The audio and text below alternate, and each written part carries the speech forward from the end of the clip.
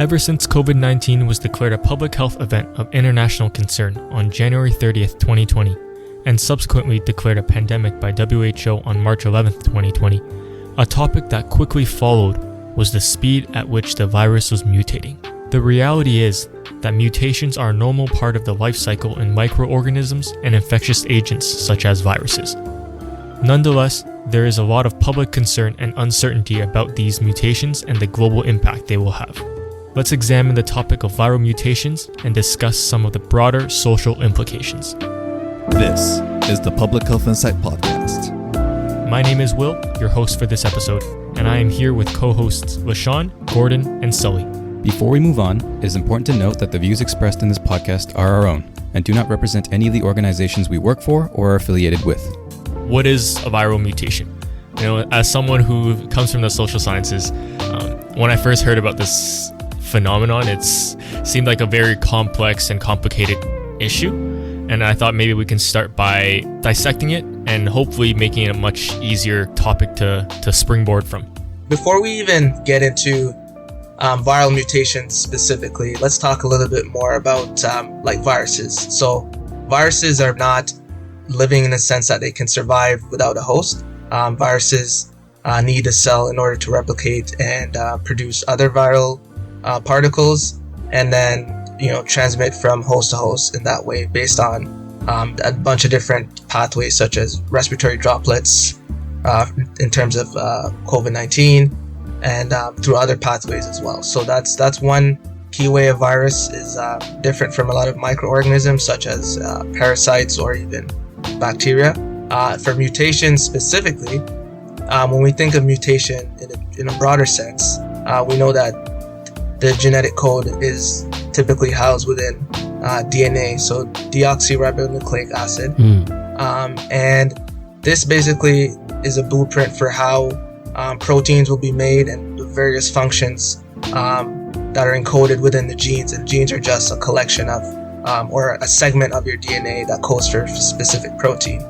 So mutations are basically changes to the sequence of DNA or genetic material. In the case of viruses, there are RNA viruses, so you can have mutations in RNA as well.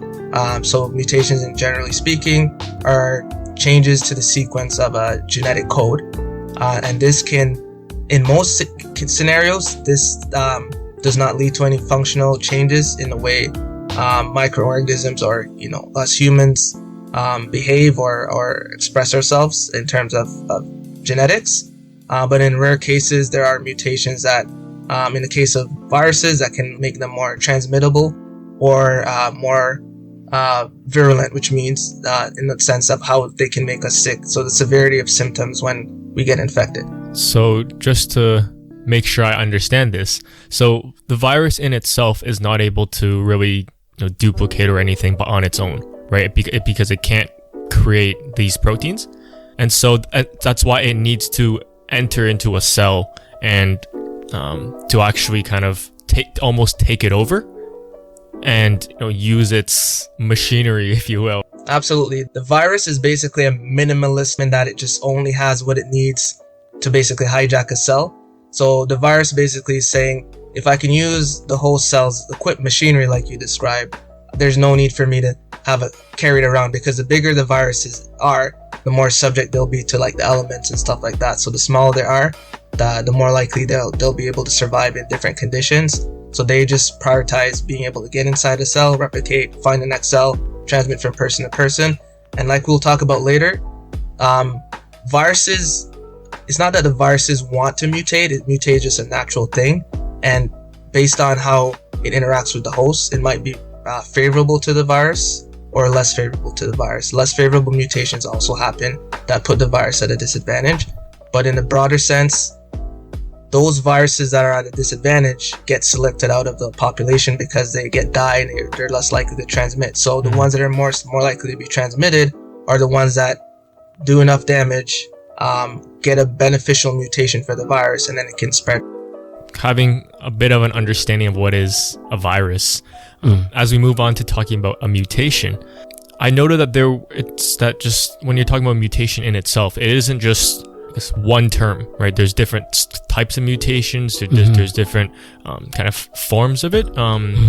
Maybe we can touch on that a bit and talk about some of the, I guess, the common forms of mutations and how they differ and what they kind of mean in simple terms. Right. So, like you mentioned, there are some common forms of mutations. Typically, there are insertions, deletions, and substitutions.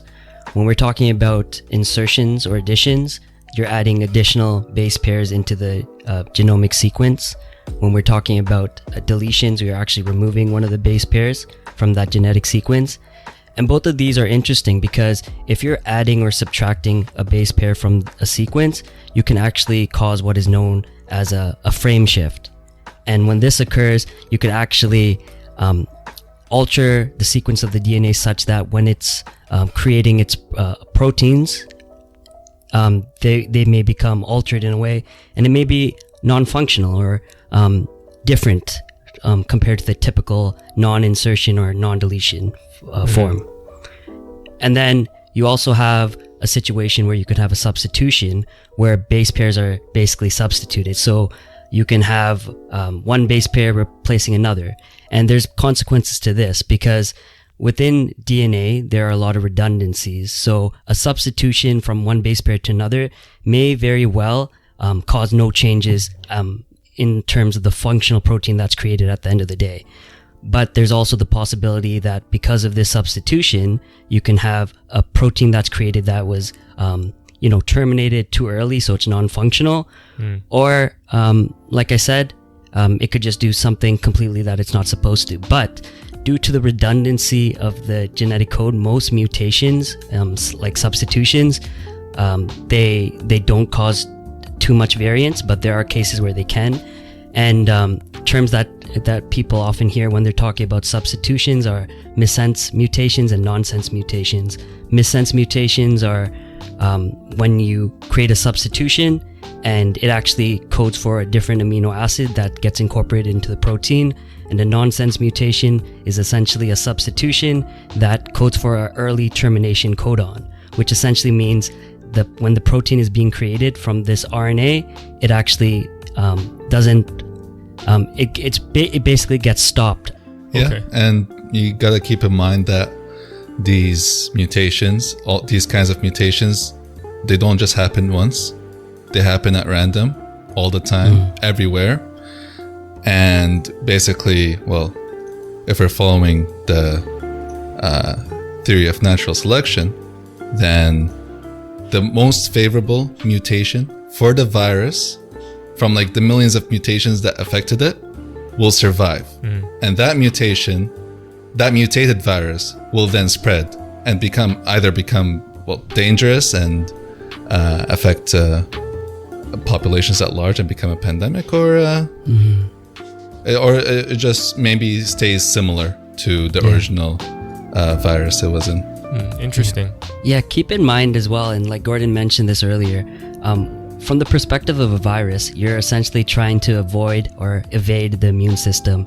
And by doing this, you're trying to create more copies of yourself, trying to spread to other hosts while you're infected an individual.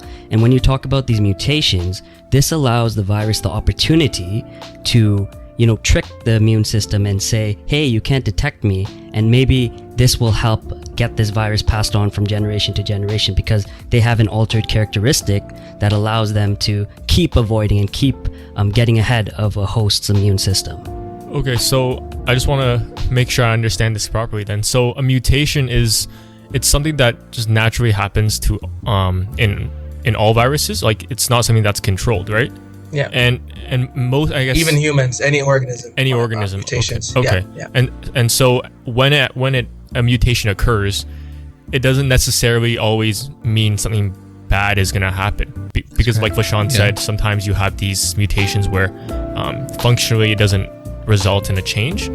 But and I guess from the perspective of a virus though, they want to make, for them, a successful mutation would be something that would allow them to infect more cells and almost just spread out further. The reality is, this is kind of a hypothetical situation. So for every 100 mutations that SARS-CoV-2, for example, might undergo, I would imagine only 1 out of the 100 would give it a selective advantage. Usually mutations are not good.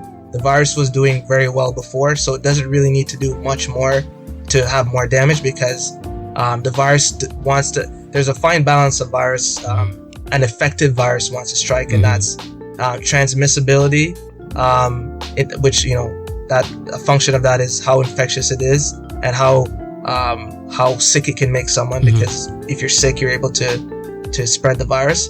But also, you don't want super severe symptoms, because what happens when you have severe symptoms? You stay home and you're not able to spread it to other people. So the best situation for the virus is almost like a asymptomatic, highly infectious type of situation where it can just spread to everybody and just replicate in the host. Yeah. So that's a key point too. Yeah, and it's not even the fact that you get sick and, you know, you may not have symptoms. If the virus doesn't want to completely kill the host after like a 2-hour infection, because that would be not the ideal situation for spreading and propagating its descendants. The best viruses in terms of propagation aren't necessarily the most deadly viruses. That's a very interesting point, and it's not something you would intuitively think of. Intuitively, you think, oh, you know, for a virus, their ultimate goal is to be as deadly as possible. But I guess not, right? The virus wants to get to as many people as possible, and being the most deadly, it kind of cuts it short of that goal. A case in point of that too, Will, is that in our genome, like human genome, we have remnants of viral DNA and genetic code in our genome as well. Essentially, those viruses have become dormant in our own genetic code, and they don't get re-expressed as an actual viral particle anymore. So over time, those viruses lose all their ability to, mutations can lead to a virus not being able to replicate too, and it essentially gets embedded in our own genetic code, and we have a lot of those kind of genetic dead spaces, as they call them, in our genetic code as well. So that's an interesting thing too. It's like a retirement plan. Retirement plan. Gordon, LaShawn, Sully, and myself talk viruses, how they're different from microorganisms, and the concept of mutations. My name is Will, your host for this episode. Join us on the next as we explore the history of mutations in SARS-CoV-2, the virus causing COVID-19. We look forward to our discussion on the potential global impacts these new emerging variants may have on the ongoing pandemic. Thank you for listening to the Public Health Insight Podcast, your go-to space for informative conversations, inspiring community action. If you enjoy our content and would like to stay up to date, follow us on Instagram, Facebook, Twitter, and LinkedIn. To learn more about our community initiatives and how you can support us, visit our website at thepublichealthinsight.com. Join the PHI community, and let's make public health viral.